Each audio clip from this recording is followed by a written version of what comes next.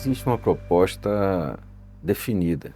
O que existe é a disposição e a necessidade de se entender a real motivação desse novo tarifaço. Porque não é imaginável nós termos algum argumento econômico que cause essa modificação de nós estarmos num piso até então, dos 10%, que era a tarifa mínima, e passarmos para hoje ser o teto, que é a tarifa maior que existe, 50%. E com essa combinação que nós temos de perfeito entrosamento entre as mercadorias no Brasil e as mercadorias americanas nos conceitos de complementariedade, isso é exatamente um perde-perde. Então, o nosso objetivo é que esse diálogo seja estabelecido, que a fruição que deixou de existir nas respostas que, segundo o governo brasileiro, mandou para o governo americano, possam voltar. E tem um detalhe muito importante, é que até o momento não existe nenhum documento oficial ou ordem executiva assinada com relação a essas novas tarifas.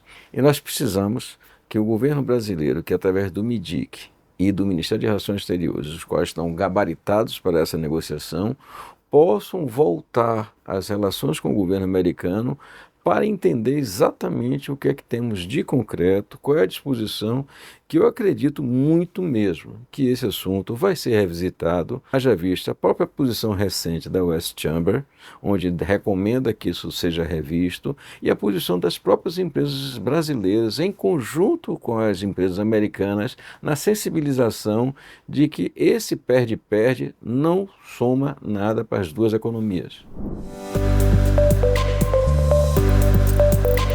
O importante é que esse é um trabalho de várias mãos.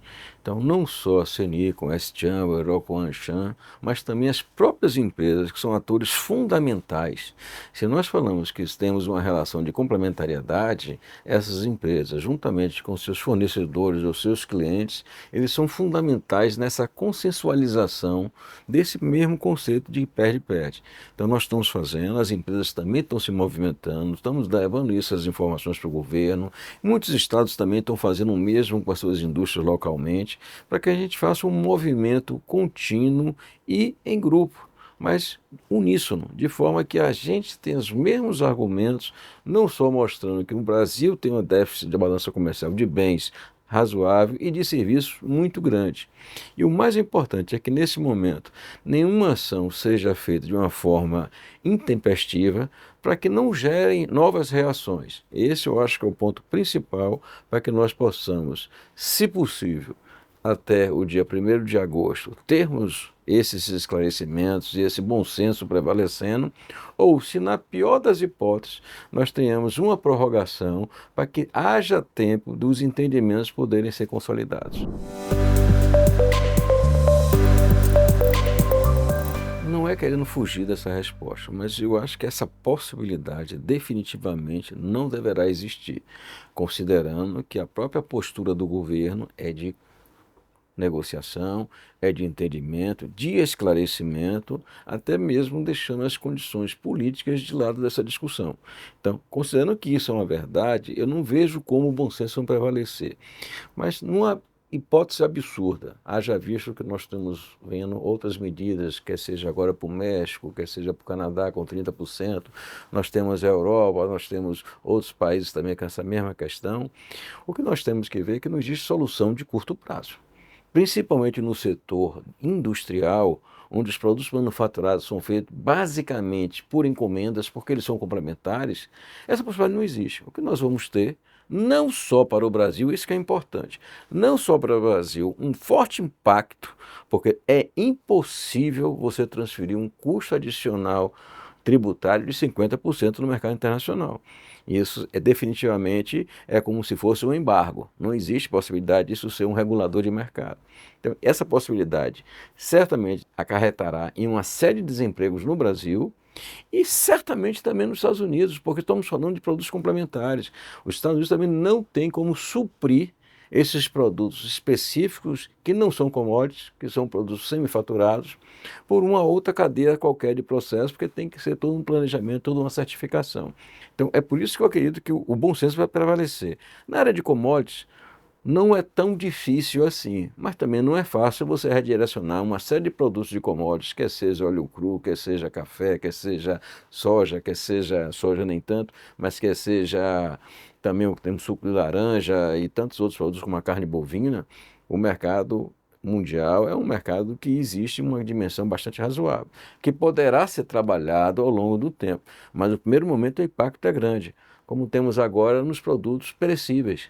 Nós já temos tendo um impacto muito forte, até mesmo de prejuízo, pela suspensão dos embarques desses produtos perecíveis.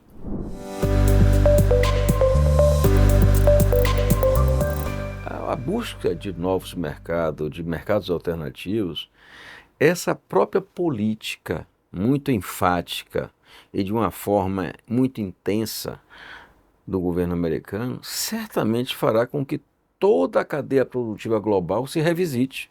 Isso é inevitável. Nós temos essa relação com a Europa, que tem déficits grandes com os Estados Unidos, mas que também vão sofrer nessa relação e vão buscar. O mesmo acontece com países do Brasil, como o Brasil, acontece em países como o Japão, acontece em países como o Sudeste Asiático. Todos eles vão buscar uma nova equação de comércio exterior, mas isso não é simples. E na verdade, no momento de uma nova equação dessa, já que o que os Estados Unidos tentam, tanto reivindicam é a situação de comércio exterior, principalmente com a China. Então, o que isso pode levar? Se a China tem vantagens competitivas hoje de preço, de escala, de produtividade e até mesmo de qualidade, vai potencializar certamente essa movimentação global, oportunidades para quem? Para a própria China.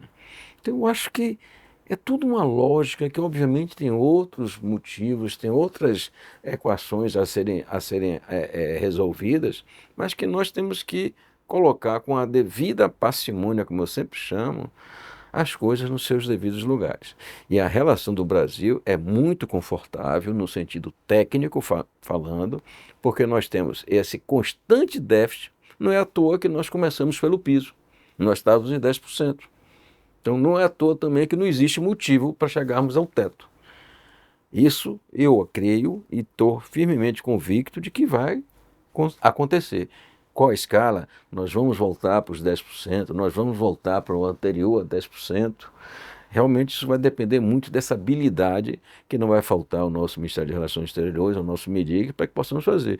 E seguramente os setores produtivos, quer seja indústria, quer seja agro, vão trabalhar em conjunto para que possamos permitir o melhor resultado possível.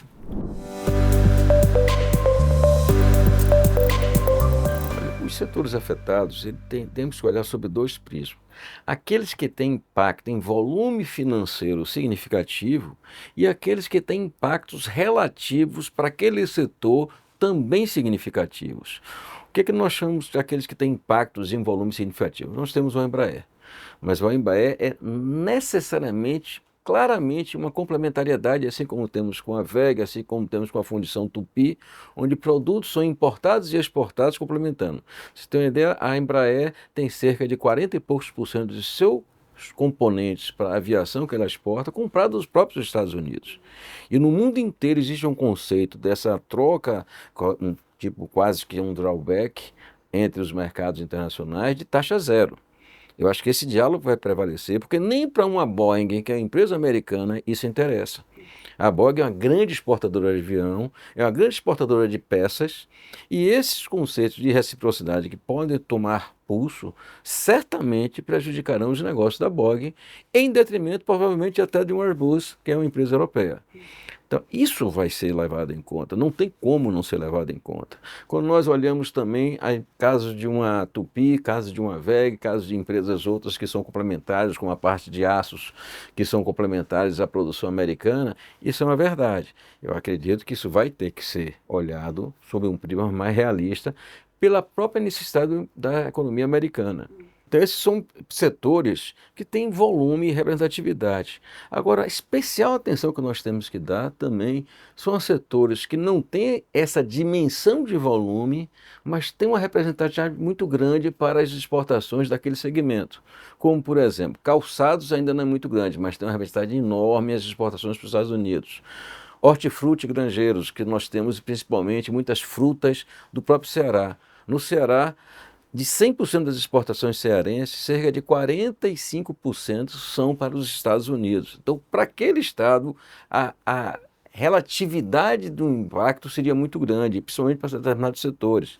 Então, isso também é importante porque atinge pequenas e médias indústrias que vão sofrer significativamente.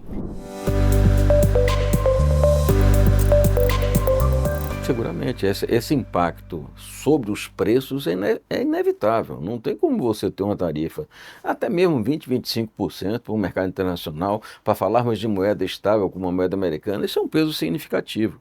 Então, não só impacta de imediato uma inflação americana que agora recentemente chegou a 0,3%, que é muito pesado para os Estados Unidos, e que pode até ter uma percepção de que no primeiro momento no Brasil vai ser favorável porque vai ter sobra de produção e vai ser desovado, obviamente, no mercado interno. Mas esse é o primeiro momento, porque o mercado interno não vai ter capacidade de absorver, até mesmo porque a política monetária não permite hoje, com essa alta taxa de juros exorbitantes e inaceitável, não vai permitir que o mercado interno absorva e vai repercutir depois em indústrias ou setor agro, reduzindo sua produção, aumentando o desemprego, perdendo a capacidade de consumo e esse ciclo, em vez de ser um ciclo que possa vir a ser virtuoso, vai ser um ciclo que não vai trazer nenhum benefício para a sociedade.